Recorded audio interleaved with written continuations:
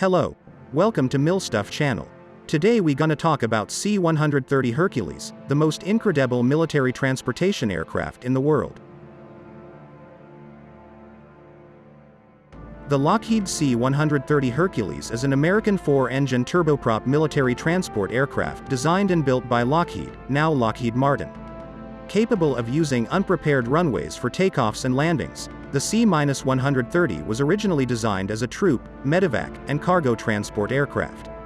The versatile airframe has found uses in other roles, including as a gunship, a C-130 for airborne assault, search and rescue, scientific research support, weather reconnaissance, aerial refueling, maritime patrol, and aerial firefighting. It is now the main tactical airlifter for many military forces worldwide. More than 40 variants of the Hercules, including civilian versions marketed as the Lockheed L-100, operate in more than 60 nations. The C-130 entered service with the US in 1956, followed by Australia and many other nations. During its years of service, the Hercules has participated in numerous military, civilian and humanitarian aid operations. In 2007, the C-130 became the fifth aircraft to mark 50 years of continuous service with its original primary customer, which for the C-130 is the United States Air Force.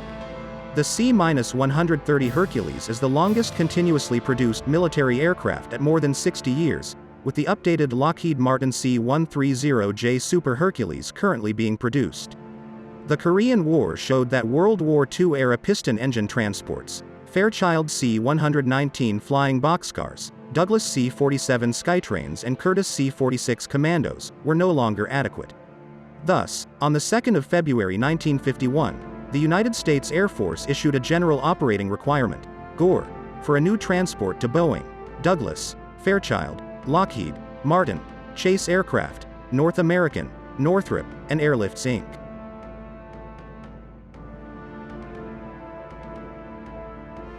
The new transport would have a capacity of 92 passengers, 72 combat troops or 64 paratroopers in a cargo compartment that was approximately 41 feet, 12 meters long, 9 feet, 2.7 meters high, and 10 feet, 3.0 meters wide. Unlike transports derived from passenger airliners, it was to be designed specifically as a combat transport with loading from a hinged loading ramp at the rear of the fuselage.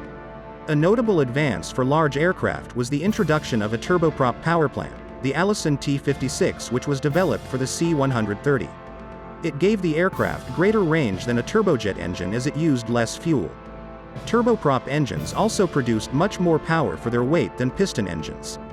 However, the turboprop configuration chosen for the T-56, with the propeller connected to the compressor, had the potential to cause structural failure of the aircraft if an engine failed. Safety devices had to be incorporated to reduce the excessive drag from a windmilling propeller. Design phase. The Hercules resembled a larger four-engine version of the Fairchild C-123 provider with a similar wing and cargo ramp layout.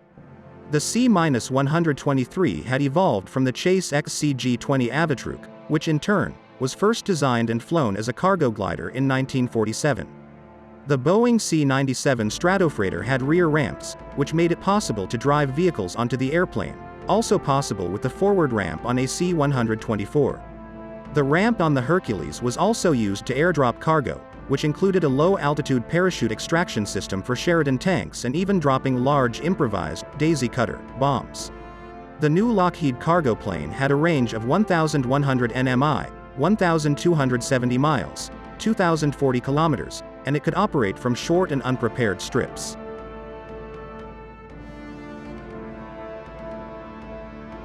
Fairchild, North American, Martin, and Northrop declined to participate. The remaining 5 companies tendered a total of 10 designs: Lockheed 2, Boeing 1, Chase 3, Douglas 3, and Airlifts Inc. 1. The contest was a close affair between the lighter of the two Lockheed, preliminary project designation L-206, proposals and a 4-turboprop Douglas design. The Lockheed design team was led by Willis Hawkins, starting with a 130-page proposal for the Lockheed L-206. Hall Hibbard, Lockheed Vice President and Chief Engineer, saw the proposal and directed it to Kelly Johnson, who did not care for the low-speed, unarmed aircraft, and remarked, "If you sign that letter, you will destroy the Lockheed Company." Both Hibbard and Johnson signed the proposal and the company won the contract for the now designated Model 82 on the 2nd of July 1951. The first flight of the YC-130 prototype was made on the 23rd of August 1954 from the Lockheed plant in Burbank, California. The aircraft, serial number 53-3397, was the second prototype, but the first of the two to fly. The YC-130 was piloted by Stanley Belts and Roy Wimmer on its 61-minute flight to Edwards Air Force Base. Jack Reel and Dick Stanton served as flight engineers. Kelly Johnson flew chase in a Lockheed P-2V Neptune. After the two prototypes were completed, production began in Marietta, Georgia, where over 2,300 C-130s have been built through 2009. The initial production model, the C-130A, was powered by Allison T-56A9 turboprops with 3-blade propellers and originally equipped with the blunt nose of the prototypes. Deliveries began in December 1956, continuing until the introduction of the C-130B model in 1959. Some models were equipped with skis and redesignated C-130D. As the C-130A became operational with Tactical Air Command, TAC, the C-130's lack of range became apparent and additional fuel capacity was added with wing pylon-mounted tanks outboard of the engines. This added 6,000 pounds, 2,720 kilograms, of fuel capacity for a total capacity of 40,000 pounds, 18,140 kilograms. The C-130B model was developed to complement the A models that had previously been delivered, and incorporated new features, particularly increased fuel capacity in the form of auxiliary tanks built into the center wing section and an AC electrical system. 4-bladed Hamilton standard propellers replaced the Aeroproducts 3-blade propellers that distinguished the earlier models.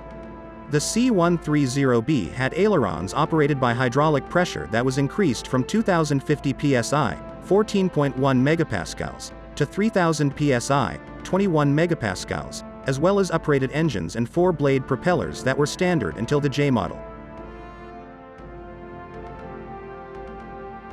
The B model was originally intended to have blown controls, a system that blows high-pressure air over the control surfaces to improve their effectiveness during slow flight. It was tested on an NC-130B prototype aircraft with a pair of T-56 turbines providing high-pressure air through a duct system to the control surfaces and flaps during landing. This greatly reduced landing speed to just 63 knots and cut landing distance in half. The system never entered service because it did not improve takeoff performance by the same margin, making the landing performance pointless if the aircraft could not also take off from where it had landed. An electronic reconnaissance variant of the C-130B was designated C-130B2. A total of 13 aircraft were converted. The C-130B2 was distinguished by its false external wing fuel tanks, which were disguised signals intelligence (SIGINT) receiver antennas. These pods were slightly larger than the standard wing tanks found on other C-130Bs. Most aircraft featured a swept blade antenna on the upper fuselage, as well as extra wire antennas between the vertical fin and upper fuselage not found on other C-130s. Radio call numbers on the tail of these aircraft were regularly changed to confuse observers and disguise their true mission. The extended-range C-130E model entered service in 1962 after it was developed as an interim long-range transport for the Military Air Transport Service. Essentially a B model, the new designation was the result of the installation of 1,360 US gal. 5,150 L. Sergeant Fletcher external fuel tanks under each wing's midsection and more powerful Allison T-56A7A turboprops. The hydraulic boost pressure to the ailerons was reduced back to 2,050 psi, 14.1 megapascals, as a consequence of the external tank's weight in the middle of the wingspan. The E model also featured structural improvements, avionics upgrades, and a higher gross weight. Australia took delivery of 12 C-130E Hercules during 1966-67 to supplement the 12 C-130A models already in service with the RAAF. Sweden and Spain fly the TP-84T version of the C-130E fitted for aerial refueling capability. The KC-130 tankers, originally C-130F procured for the U.S. Marine Corps, USMC, in 1958, under the designation GV-1, are equipped with a removable 3,600 US gal, 13,626 L, stainless steel fuel tank carried inside the cargo compartment. The two wing-mounted hose and drogue aerial refueling pods each transfer up to 300 US gallon per minute, 1,136 L per minute, to two aircraft simultaneously, allowing for rapid cycle times of multiple receiver aircraft formations, a typical tanker formation of 4 aircraft in less than 30 minutes. The U.S. Navy's C-130G has increased structural strength, allowing higher gross weight operation.